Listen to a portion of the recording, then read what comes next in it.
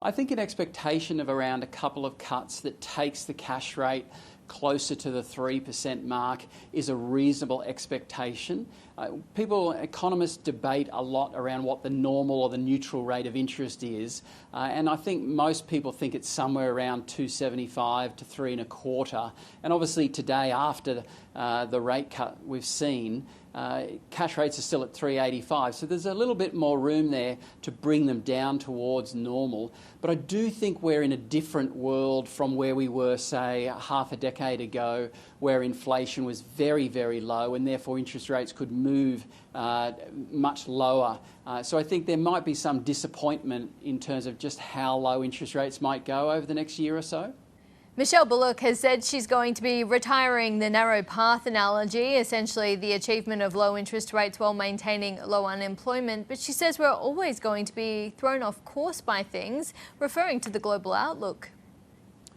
And I think that's part of the global outlook being a little bit darker. And even in Australia's situation, there is a lot of uncertainty around. And when people are uncertain or businesses are uncertain, we see less investment and we see less consumer spending. And that weakness in the demand side of the economy ultimately should put downward pressure on inflation. So that's giving her a little bit more confidence that inflation should continue to come down. Now, there are obviously upside risks. China could stimulate. We could transition through some of these offshore uncertainties. But it feels like we're not really going to go back to where we were before Liberation Day when tariffs were very low. And so I think there are some significant headwinds for the global economy. And inflation's probably, after a bit of a spike in the US on the back of tariffs, should actually continue to trend down. But I think, given where Australia's productivity is, which is pretty poor, it's hard to be too optimistic about inflation coming a long way down. Could tariffs raise inflation globally? Some global retailers, including jeweller Pandora, are looking at spreading the cost of US tariffs across multiple markets. I would be less concerned about the tariffs in the US having a global impact. I think we have to accept that they're going to have a 1 or 2 month pretty significant uplift in US inflation into the middle of this year. But I think when you take a global view, tariffs essentially push up inflation in the country that's putting them on.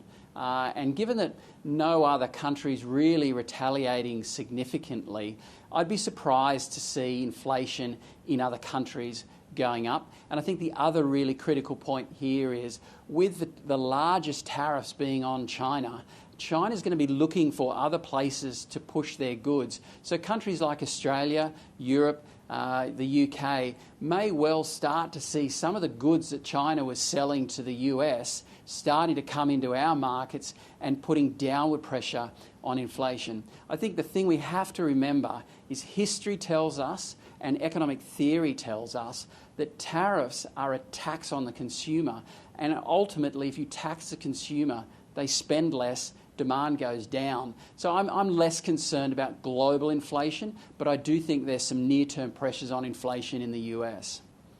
Well, a sell-off in the US bond market appears to be sounding an alarm, with 10-year yields marching toward 5%.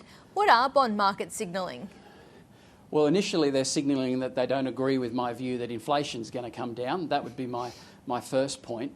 Bond markets are typically a safe haven, and so we are seeing a lot of skittishness in bond markets. It's not unprecedented, but it is unusual to see all this volatility in long-dated bond yields. I think there's a couple of things going on. The first one, as I mentioned, is people are worried a little bit about the inflation story, not just the impact of the tariffs, but that it could slow the process of getting official interest rates down in the US. We know that Donald Trump is asking Jay Powell every day to cut interest rates, and because the US economy kind of looks okay, the central bank there isn't really following through. Now, we think ultimately interest rates will get cut and they will bring bond yields down, but it's probably going to take a few months.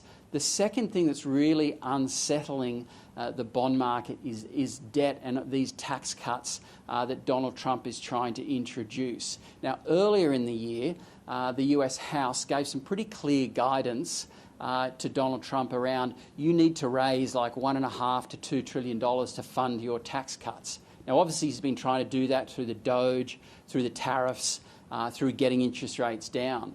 But what we've seen over the last week or so, which I think is adding to the skittishness of bond markets, is that tax bill is moving through the US House, and people are worried that there's not really the amount of tax offsets in that bill that people are anticipating, and that the tax cuts are kind of up front and the spending cuts are more delayed. So we're seeing some concerns there. It is pushing 10-year and 30-year bond yields up, but I do think we're around the peak of pessimism in that sense, and be looking for those bond yields to settle and start to move down a little bit over the back end of this year. Well, Japan's government bond market just sent up a distress flare as well overnight. The 20-year bond auction saw demand fall to its lowest level since 2012. Yields surged in response. Yeah, in Japan, I think there is some parallel to what we've seen in the US around fiscal largesse. I think we've seen that downgrading of the US debt rating, which has probably had an impact on that Japanese auction as well. But I think the main thing that sort of impacted that auction was speculation that the July election in Japan could see some additional fiscal spending. So that kind of added to weak demand and pushed up those yields. But again, I think moving forward, you'd have to say, as much as we'd argue we like Japan, we like the economy, we like the equity market, it does look like it's coming out of 30 years of deflation. The whole geopolitical trade environment probably is going to kind of hit the Japanese economy a little bit over the next 6 or 9 months. So growth could be a little bit slower than people think. And so in that sense, I still feel like those bond yields are going to be capped at some point. What do you think the bond yields globally mean for the Australian bond market and the inflation outlook here? Because our bond yields are up around 4.5% or just over for the 10-year.